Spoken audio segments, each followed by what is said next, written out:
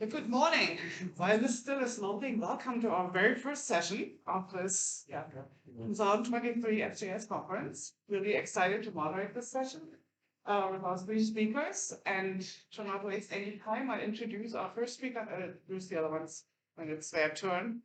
That's Courtland McEneny Ingraham. He is a fifth-year graduate student at George Washington University here. He received his master's in American Legal History in 2020. And his research focuses on the history of German language education in America and German America's role in American politics.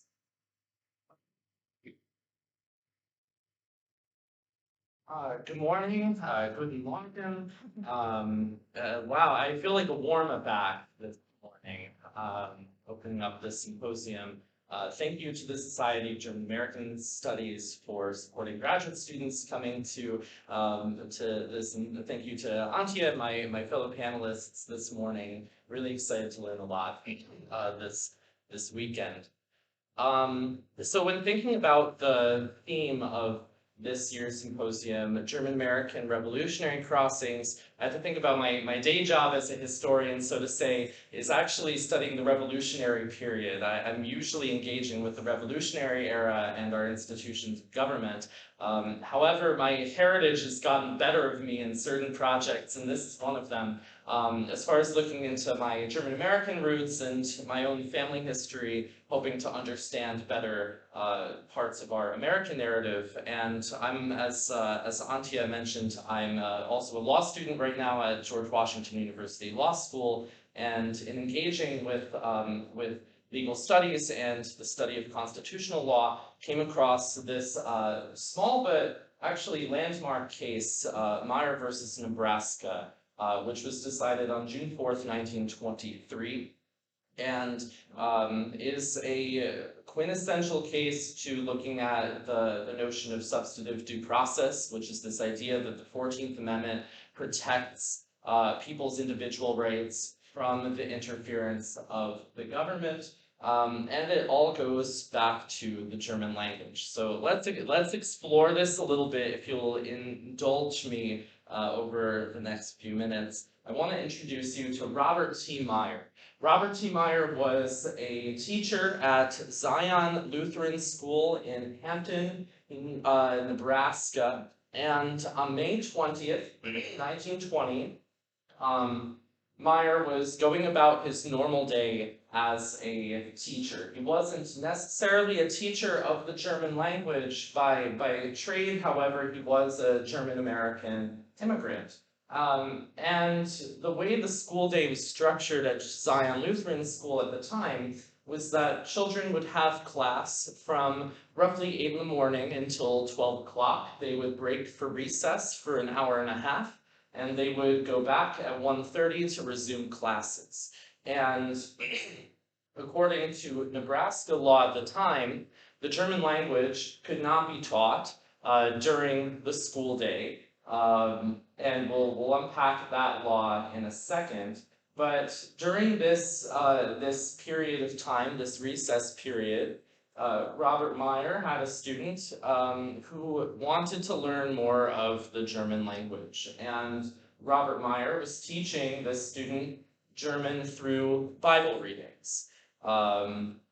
Another member of the school saw this and reported him to local authorities. Robert Meyer was arrested and charged a $25 fine, which in today's dollars would be about $337 of a fine for teaching German. The reason for this was the Nebraska Simon Act of 1919.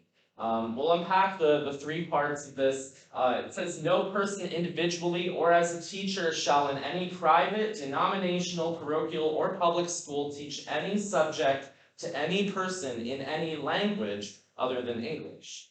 Languages other than the English language may be taught as languages only after the pupil shall have attained and successfully passed the 8th grade. Apparently, other languages are only suitable if you're short. As evidenced by a certificate of graduation, you needed proof to show that this student had indeed passed the 8th grade.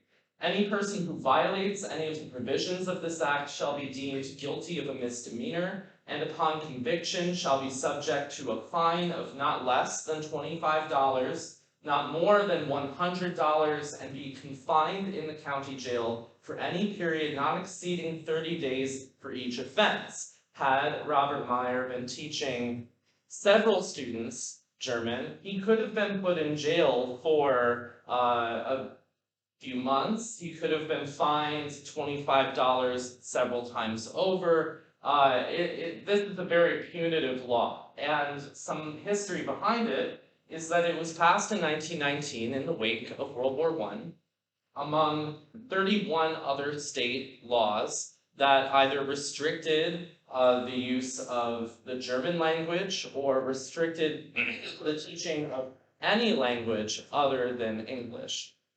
So, kind of unpacking some of these laws, I cherry-picked a few. I would separate these laws into two different categories. We have laws that restrict teaching to only the English language, and they take a variety of shapes and sizes. California's law just said all schools must be taught in the English language without getting into the nitty-gritty details. Some are far more longer. Instruction in common branches of study in public elementary schools of this state, Colorado, shall be conducted through the medium of the English language itself, nor shall any other than the English language be taught as a separate and distinct branch of itself.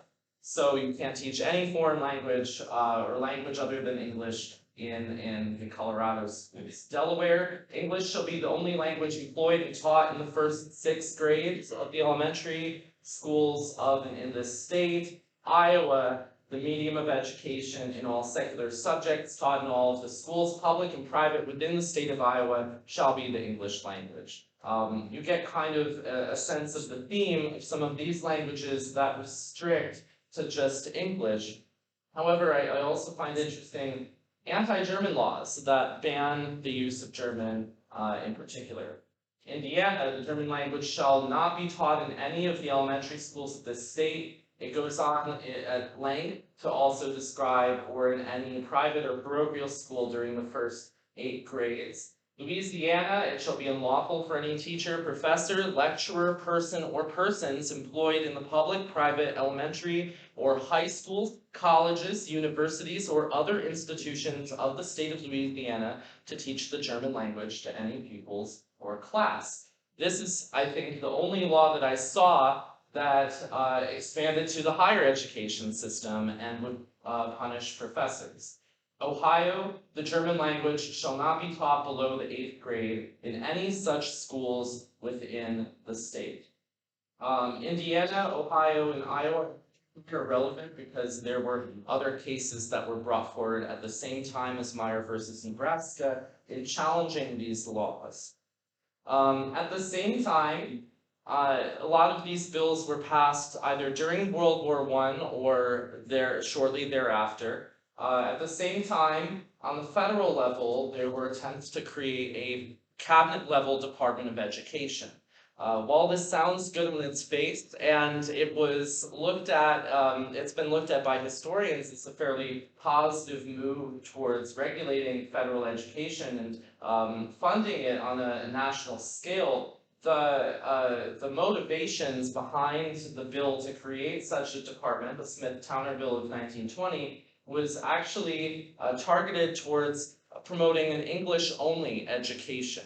And specifically in the law, it says that 3/40 of the amount of money appropriated by the federal government towards creating a Department of Education would be used towards teaching immigrants 10 years of age or over to speak and read the English language, and to understand and appreciate the spirit and purpose of the American government and the duties of citizenship in a free country. They tied the nexus of English language with this notion of Americanization, and in essence, this was a failed attempt to codify the Americanization attempts and the forced assimilation of German Americans among other immigrant groups and ethnic communities across America. So as far as this case goes, Robert Meyer challenged his conviction as wrongful, as a violation of the 14th Amendment. And the relevant parts here that he challenges it under, there are a couple different clauses that we'll unpack. The first is that no state shall make or enforce any law that shall abridge the privileges or immunities of citizens of the United States. One of the arguments that was made was that teaching the German language is a privilege or immunity that is protected under the Constitution. And what the court ends up actually doing is looking towards the Equal Protection Clause. Nor shall any state deny to any person within its jurisdiction the equal protection of the laws. This was a fairly novel case. It hadn't this was actually one of 6 cases that were brought together in a suit. And when I was looking through the arguments that were made for each side, I thought I would kind of unpack what this debate and dialogue between essentially 2 sides of public policy that were brought to a head for the Supreme Court. For Meyer, there were 5 main parts that were looked at in defending Meyer's right to teach German as a vocation. First, that the right to choose a particular profession, here being to teach German, was protected under the Privileges and Immunities Clause of the 14th Amendment.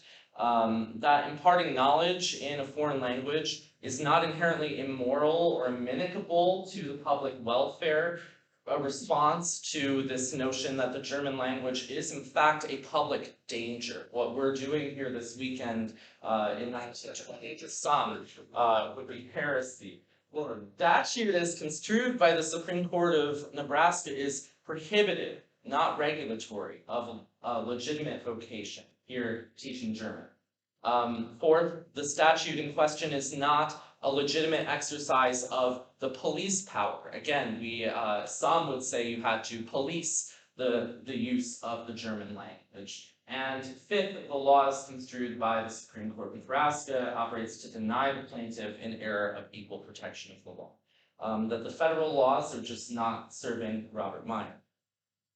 The government of Nebraska instead highlighted 3 big counterpoints. That the Nebraska law was a legitimate exercise of police power, saying that the German language itself could influence society based on its foreign adversaries. I will note, as is noted in the actual opinion, that World War I was over.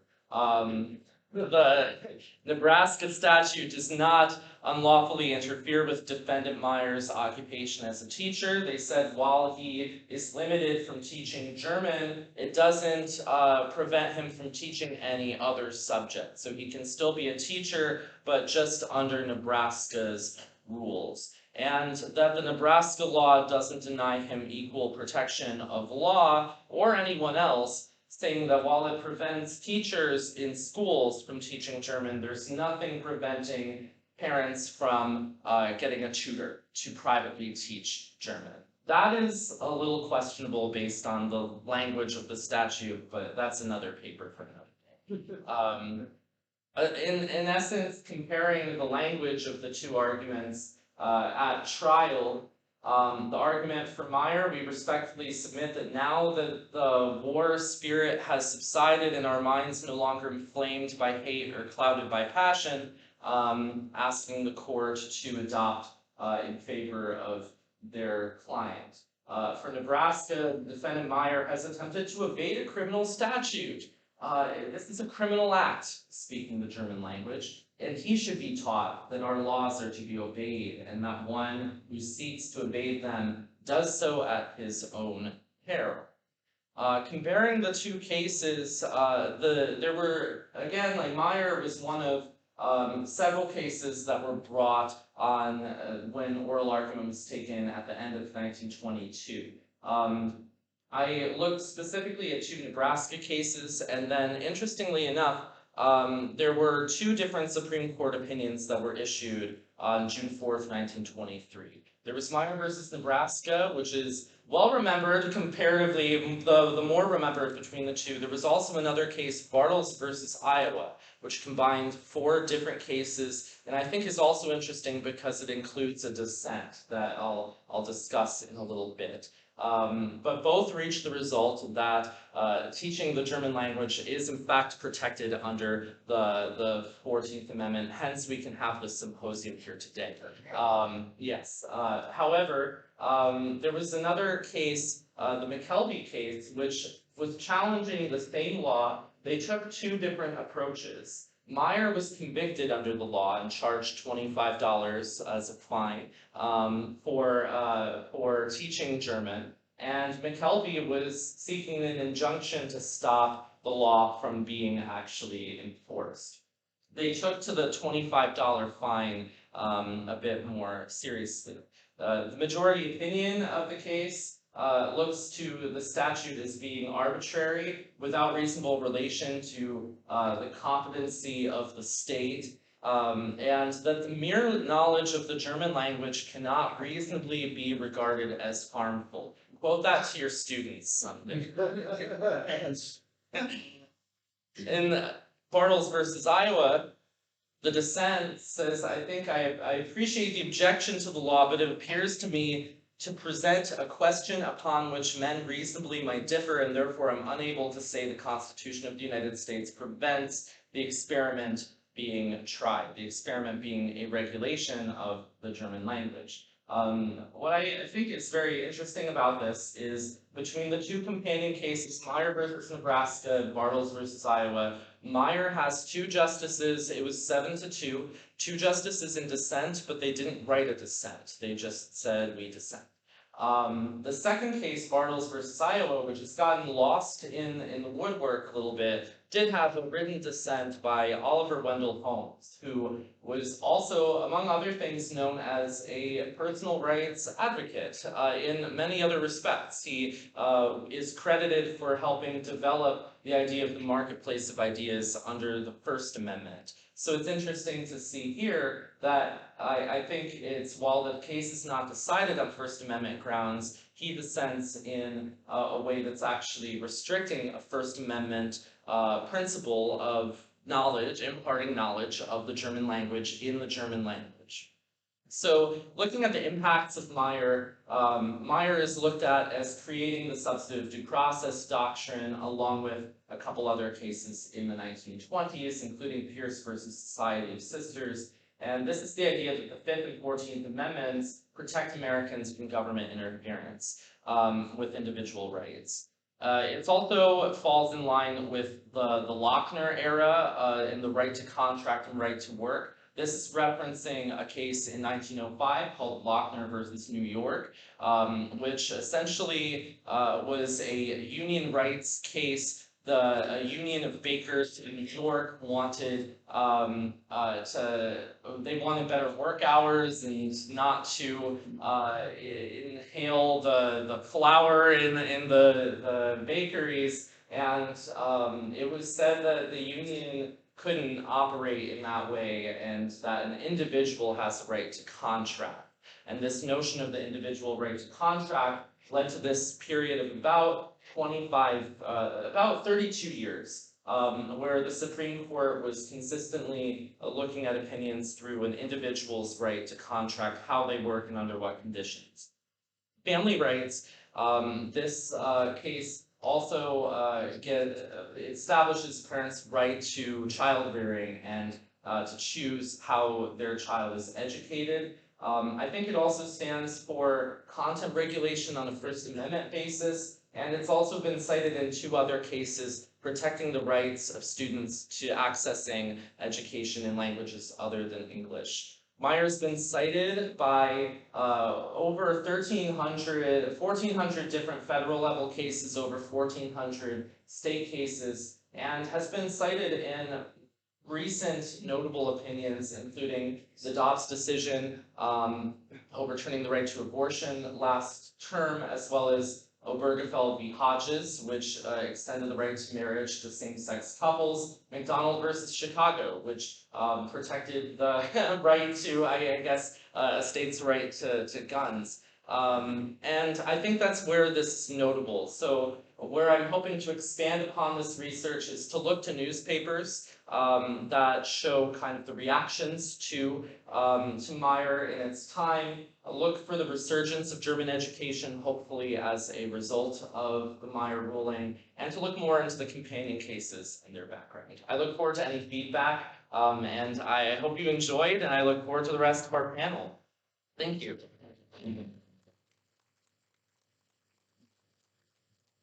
Oh yeah, sure, absolutely. It's some time for questions now, yeah.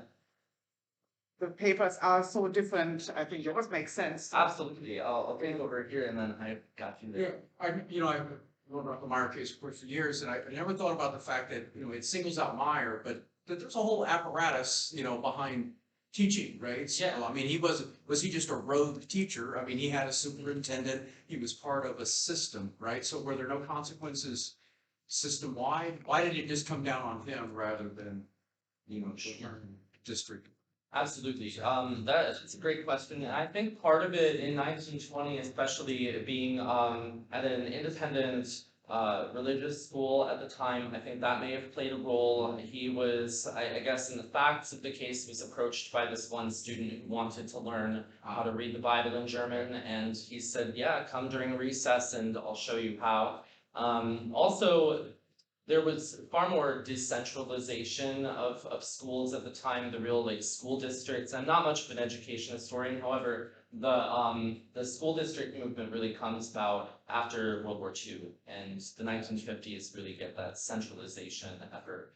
So I wonder how it would have been different. Right. I think the parallel right now, and why I think this is topical, is looking at especially the book bans and curriculum restrictions happening in Florida right now. History doesn't repeat itself, but it certainly rhymes. And I think 100 years later, Florida is a situation where history is certainly rhyming. And I wonder if looking into Meyer, what it can tell us about how to handle those situations.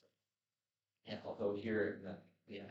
Yeah, you don't mention Pierce versus Society of Sisters. Sure. This Oregon law, Yep.